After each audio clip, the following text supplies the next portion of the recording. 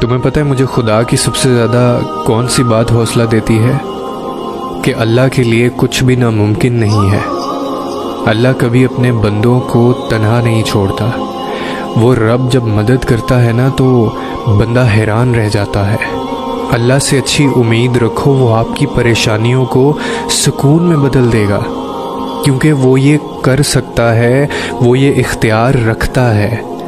ہمیشہ دعا کیا کرو، کبھی بھی مایوس نہ ہوا کرو، کیونکہ جو کام آپ کو ناممکن لگتے ہیں آپ کی دعائیں ان کو ممکن کرنے کی طاقت رکھتی ہیں۔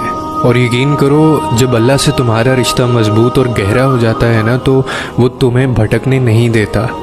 گناہ کے در پر کھڑے ہونے کے باوجود وہ تمہیں واپس کھینچ لائے گا۔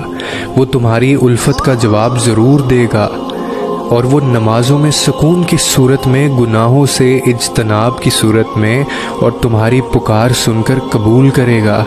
وہ رب بہت مہربان ہے، تم اس پر یقین کر کے تو دیکھو۔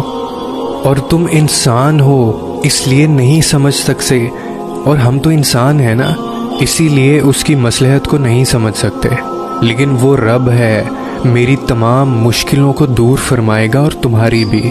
ہر انسان کو وہی ملتا ہے جو اس کے نصیب میں لکھا ہوتا ہے، لیکن جو لوگ اللہ تعالیٰ سے دعائیں مانگتے ہیں، اللہ پاک ان کو وہ نعمتیں اور وہ خوشیاں بھی عطا کرتا ہے جو نصیب میں نہ بھی لکھی ہوں۔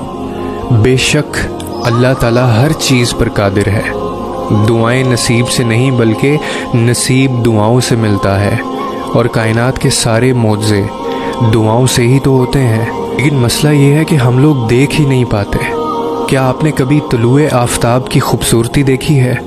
جس طرح اندھیری رات کے بعد سورج طلوع ہوتا ہے، یقین رکھیں کہ آپ کی دعائیں قبول ہونے کا راستہ تلاش کریں گی۔ زندگی کے سفر میں صبر ہی وہ دھاگا ہے جو خوابوں کو حقیقت بناتا ہے۔ اللہ کی تدبیر پر بھروسہ رکھیں، کیونکہ اللہ کی رحمت ہماری سمجھ سے باہر ہے۔ آپ کا دل امید کا باغ بن جائے جسے آپ کی دعاؤں سے سیراب کیا جائے گا۔ اور یاد رکھیں کہ ہر لمحہ اپنے خالق کے ساتھ اپنے تعلق کو مضبوط کرنے کا موقع ہے۔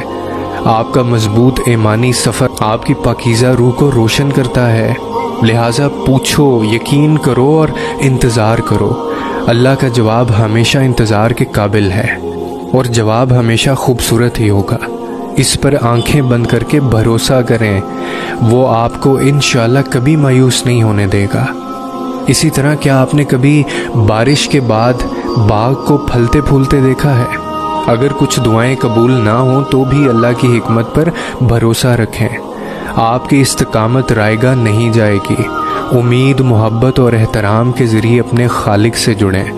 اس کی محبت کئی طریقوں سے ظاہر ہوتی ہے۔